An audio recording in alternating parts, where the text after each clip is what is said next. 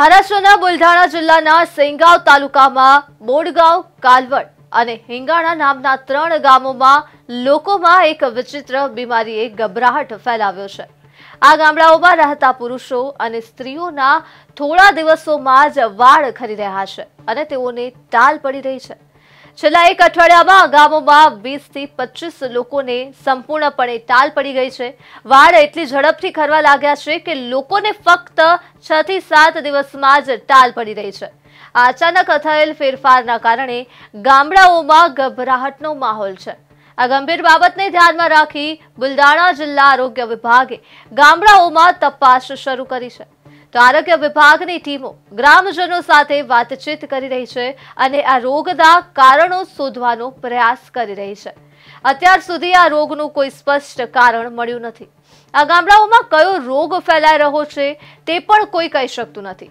હવે આ રોગમાં વ્યક્તિના માથામાં પહેલા દિવસે ખંજવાળ આવવા લાગે છે અને બીજા દિવસથી વાળ ખરવા લાગે છે અને ત્રીજા દિવસે દર્દીને ટાલ પડી જાય છે।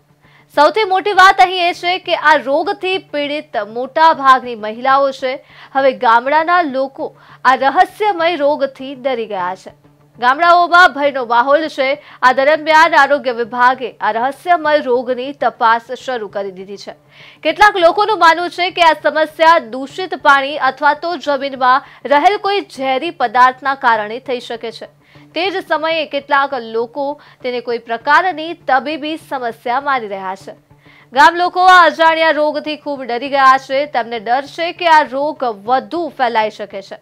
તેઓ આરોગ્ય વિભાગને અપીલ કરી રહ્યા છે કે આ સમસ્યાનું વહેલી તકે નિરાકરણ આવે। આ રોગ પછી ડોક્ટરે સૌપ્રથમ અસરગ્રસ્ત લોકો દ્વારા ઉપયોગમાં લેવાતા શેમ્પૂ ઉપર શંકા વ્યક્ત કરી હતી, પરંતુ ઘણા દર્દીઓ એવા છે કે જેમણે જીવનમાં ક્યારેય શેમ્પૂનો ઉપયોગ જ નથી કર્યો અને છતાં તેમના વાળ ખરવા લાગ્યા છે। આના કારણે લોકોમાં ભયનો માહોલ છે। અચાનક ફેલાયેલી બીમારીથી આરોગ્ય વિભાગ પણ હવે આશ્ચર્યચકિત થયું છે। તાલુકા આરોગ્ય અધિકારીઓએ આ અંગે જિલ્લા આરોગ્ય અધિકારી અને અન્ય વહીવટી તંત્રને જાણ કરી છે। ગામ લોકો ટાલ પડવાની આ સમસ્યાનો ઝડપી ઉકેલ લાવવાની માંગ કરી રહ્યા છે। વધુ સમાચારો માટે ન્યૂઝ ફોર ઇન્ડિયાની યુટ્યુબ ચેનલને સબસ્ક્રાઇબ કરો। आपल्याला शेगाव तालुक्यातील भोनगाव प्राथमिक आरोग्य केंद्रातील 3 गावांमध्ये केस गळतीचे रुग्ण आढळलेले आहेत। तर ह्या रुग्णांची केस गळती अतिशय जास्त प्रमाणात होत आहे।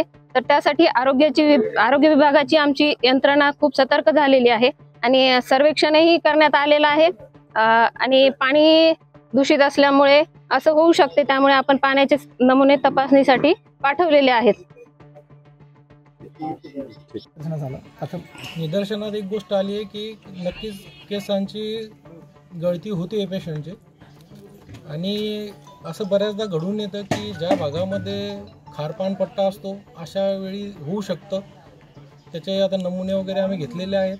तसे तिथलं जे पाणी आहे ते पण तपासायला पाठवलेलं आहे आणि बऱ्याचदा जे काही पेशंट आपण आता चेक केले त्यामध्ये असं निदर्शनास आलं की 4 ते 5 पेशंटच्या डोक्यामध्ये सेबोरिक डर्मॅटायटिस प्लस पिटारियासिस व्हर्सिक्युलर सोबत टिनिया कॅपिटिस असे फंगलचे आजार निदर्शनास आलेत।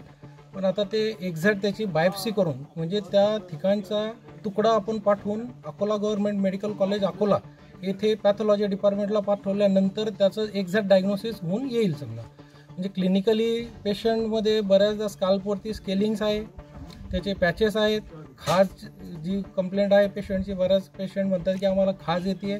तर हे सगळे फंगल इन्फेक्शनमध्ये बऱ्याचदा दिसून येतं। तर यानंतर पुढचं जे काही एक्झॅक्ट डायग्नोसिस राहील किंवा जे काही आजार आहे तो त्वचेचा जो तुकडा आहे तो तपासणी झाल्याशिवाय आपण सांगू शकणार नाही की एक्झॅक्ट काय आहे। शरीरावरची इतर भागावरती केस असतात, दाढीची केस असतात, अशी तक्रारी आहेत। असू शकतं ना सर, होऊ शकतं, त्यामध्ये होऊ शकतं। यामध्ये रुग्णांनी काय नेमकी काळजी घेणं गरजेचं आहे? सगळ्यात महत्त्वाचं म्हणजे की हार्ड वॉटरचा एरिया असल्याने प्रत्येकाने ते पाण्याचं TDS वगैरे बघूनच बघा की, कारण की हार्ड वॉटर खूप जास्त प्रमाणात आहे ह्या भागामध्ये। जुनही आपली हिस्ट्री आहे इकडची की हार्ड वॉटर एरिया असल्यामुळे बऱ्याचदा उकळून पाणी, एक तर ते जे जास्त कडक पाणी किंवा जास्त थंड पाणी न वापरता केस धुण्यासाठी कोमट पाणी वापरावं।